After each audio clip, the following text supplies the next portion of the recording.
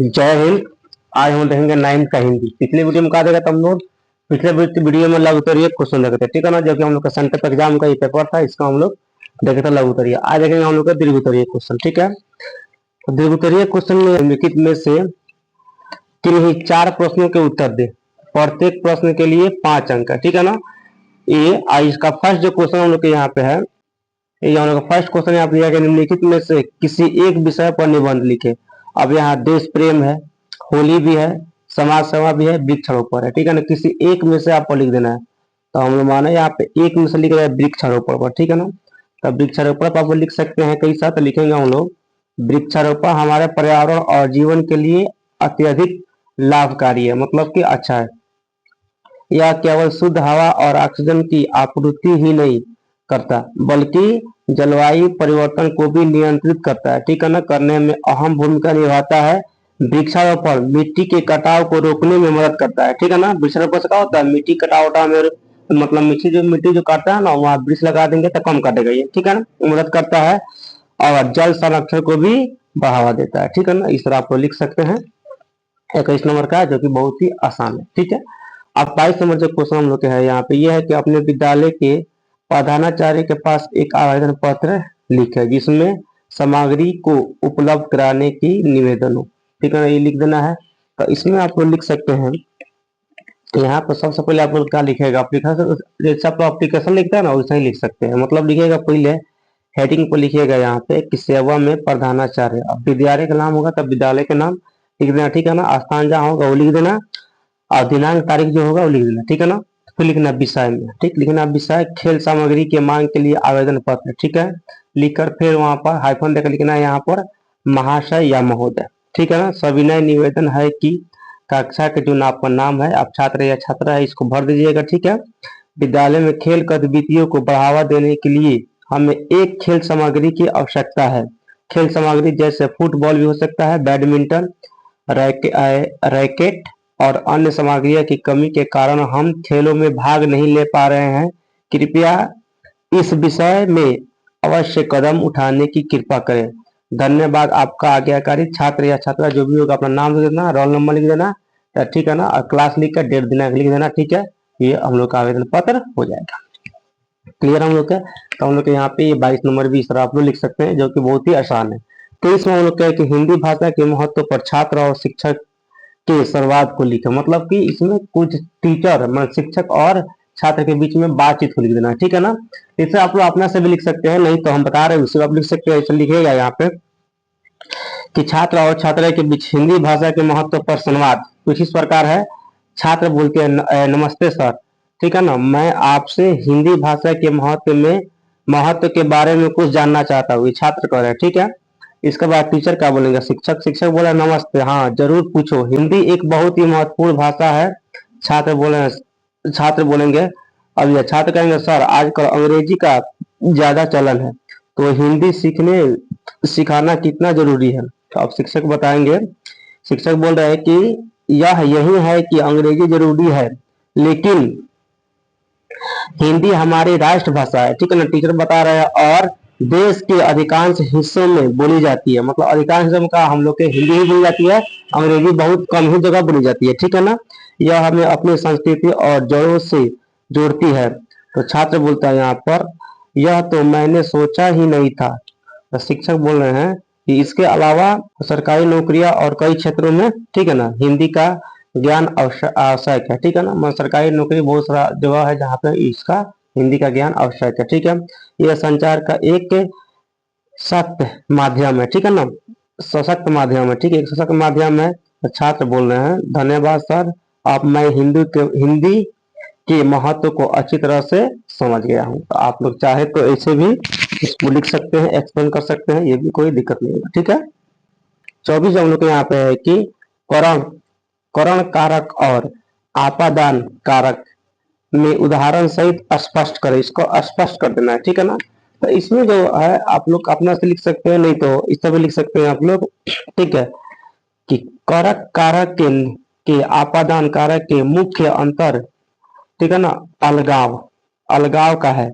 अलग कारक इसका अर्थ साधन या माध्यम होता है। अलग कारक मतलब का अर्थ होता है साधन या माध्यम होता है।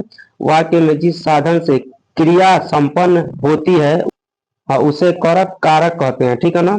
इसके विभक्ति चिन्ह से और के द्वारा होता है, ठीक है ना। उदाहरण, पेड़ से पत्ता गिरता है, ठीक है ना। संक्षेप में कारण कारक में से का अर्थ के साथ या माध्यम से होता है, जबकि आपादान कारक में से का अर्थ से अलग होता है, ठीक है। इसमें आप लोग लिख सकते हैं, बहुत ही आसान है, ठीक है। 25 जो हम लोग के यहाँ पे 25 हम लोग के है यहाँ पे कि प्रसंग व्याख्या करें। 5 बीघा जमीन क्या हासिल की है बिरजू के पापा ने गांव की भाई खौकियों की आंखों में किरकिरी पड़ गई, ठीक है। इसको व्याख्या कर देना है हम लोग के, ठीक है। तो इसका हम लोग व्याख्या कर सकते हैं आप लोग, जैसे यहाँ पर आप लोग लिख सकते हैं, ठीक है, कि प्रस्तुत पंक्तियां फरीसोला तिवारी की प्रसिद्ध कहानी लाल पान की बेगम से ली गई है। यह कथन बिरजू की माँ, जिन्हें लाल पान की बेगम भी कहा जाता है के द्वारा कहा गया है कि कहानी ग्रामीण परिवेश के दर्शाती है, जहां सामाजिक स्थिति अक्सर जमीन जायदाद से मापी जाती है, ठीक है ना। बिरजू के पिता के पापा ने अपनी मेहनत से 5 बीघा जमीन हासिल की है। यह उनकी आर्थिक स्थिति में सुधार का प्रतीक है, ठीक है। फिर पैराग्राफ से अपन लिखिएगा, व्याख्या, इस नई संपत्ति के कारण गांव की कुछ महिला है, ठीक है ना, उनके ईर्ष्या करने लगी, मतलब जलने लगी, ठीक है। बिरजू की माँ इस ईर्ष्या को आंखों में किरकिरी पड़ गई, ठीक है ना, किरकिरी पड़ गई मुहावरे के माध्यम से व्यक्त करती है, जिसका अर्थ है कि सफलता दूसरों को चुभ रही है, मतलब तुम्हारे सफलता मिलता है तो दूसरों को दिक्कत होता है, ये तो वर्षों से आ रहा है, ठीक है। भाव, यह पंक्ति ग्रामीण समाज में छोटी छोटी उपलब्धियों पर होने वाली ईर्ष्या और सामाजिक ताने बाने को उजागर करती है। बिरजू की माँ एक दबंग और स्वाभिमानी महिला थी, स्वाभिमानी महिला के रूप में चित्र है, जो इन बातों को सीधे तौर पर कहती है, ठीक है ना। ये भी आप लोग लिख सकते हैं, इसका तो बहुत ही आसान है, ठीक है। अब 26 नंबर है ये प्रश्न की व्याख्या करें, ठीक है ना। इसमें लिखा है, परिचय, इतना इतिहास यही कि उंगली कल थी मीट आज चली, ठीक है ना। इसको करना है। तो 26 में हम लोग जो यहाँ पे है, इसका हम लोग के आंसर इसमें लिख सकते हैं आप लोग। यह पंक्तियां महादेवी वर्मा जी की कविता, ठीक है ना, में नीर भरी दुख की बदली से ली गई है, ठीक है। इसमें यहाँ पर इस पंक्तियों में कवित्री, ठीक है ना, कवित्री ने अपने जीवन की क्षण भंगुरता और नश्वरता का वर्णन किया है, ठीक है ना, वर्णन किया है। वह कहती है कि उनका जीवन एक बदली के समान, जिसका परिचय बस इतना है कि वह कल ही उम्मीद थी, ठीक है ना। उम्र होता है जन्म लिया, ठीक है ना, कल ही उम्मीद के जन्म ली थी, ठीक है ना, और आज मिट चली, समाप्त हो गई। यह जीवन की अस्थायित्व को दर्शाता है, ठीक है। इसका हम लोग 26 का आंसर इस तरह हम लोग लिख सकते हैं, बहुत ही आसान। 27 जो हम लोग के यहाँ पे है, रुको बच्चों शीर्षक कविता के बच्चों को किस बात की सीख दी गई है और क्यों। 27 के जो हम लोग है यहाँ पे, इसको आप लोग लिख सकते हैं कि बच्चों रुको, कविता में बच्चों को जीवन में आने वाली कठिनाइयों और संघर्षों से न घबराकर धैर्य और साहस के साथ आगे बढ़ने की सीख दी गई है। बच्चे चुनौतियों का सामना करना सीखे और निरंतरता प्रयास करते हुए अपने लक्ष्य को प्राप्त करें, ताकि जीवन में सफलता पाने के लिए मेहनत और धैर्य आवश्यक है। इसका लिख सकते हैं हम 27 का, जो आसान है। 28 हम लोग यहाँ पर लास्ट है, यह है कि याशियाना बोलियाना के लिए जाते हुए लेखक राजकुमार के मन में कैसा भय समा रहा था, क्यों। तो इसमें आप लोग लिख सकते हैं, बहुत ही आसान है, ठीक है ना। इसका आंसर क्या आएगा, याशियाना पुराना जाता है लेखक राजकुमार के मन में यह भय समा रहा था कि वह उस महान लेखक टालस्टॉय, ठीक है ना, कि घर और जीवन से जुड़ी